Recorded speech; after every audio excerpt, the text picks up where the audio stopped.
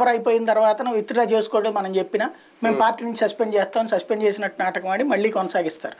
ఈ గతంలో భారతీయ జనతా పార్టీ వాళ్ళకి బాగా తెలుసు. 100 సీట్లు ఇస్తానని 99లో చివరికి 50 చెప్పించి వెంకయ్యనాయుడు గారితో ఫైనల్గా 25 ఇచ్చి అందులో 12 చోట్ల మళ్ళీ ఇట్లాగే పెట్టారు. చివరికి 12 గెలిచింది బీజేపీ. 13 చోట్లన వాళ్ళని కానీ లేదంటే ఇట్లా కానీ చేసుకొచ్చారు. మొన్నటిసారి 15 సీట్లు ఇస్తానని చెప్పి ముందు 25 అన్నారు, 25 నుంచి 15 చేశారు. 15లో మళ్ళీ 2 తీసుకుని 13 ఇచ్చి 13లో 3 చోట్ల మళ్ళీ తెలుగుదేశం పార్టీ బీఫారాలు ఇచ్చారు.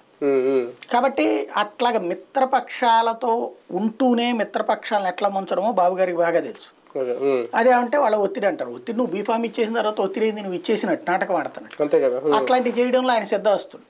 ఇక్కడ మెయిన్ ఏంటంటే మిత్రపక్షాల నుంచి ఓట్లు తనకు కావాలని కోరుకుంటాడు కానీ తన ఓట్లు మిత్రపక్షాలకు వెళ్ళాలని కోరుకోడు. ఇంతవరకు ఎన్టీ రామారావుకి ఈయనకున్న తేడాదే. ఎన్టీ రామారావు తన మిత్రపక్షాలు కూడా బాగుండాలని కోరుకునేవాడు. ఎన్టీఆర్ హయాంలో కమ్యూనిస్టులకు హైయెస్ట్ సీట్లు వచ్చినాయి అసెంబ్లీలో, బీజేపీకి హైయెస్ట్ సీట్లు వచ్చినాయి ఆ టైంలో.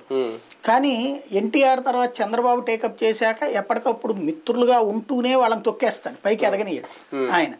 కాబట్టి ఇప్పుడు ఆ టర్మ్లో ఇట్లాంటి త్యాగాలు తప్ప వీళ్ళ బాధ ఏంటంటే ఇప్పుడు ఏజ్ పరంగా చంద్రబాబు గారి ఏజ్ వీళ్ళ ఏజ్లు గుర్తుకొస్తుంటాయి.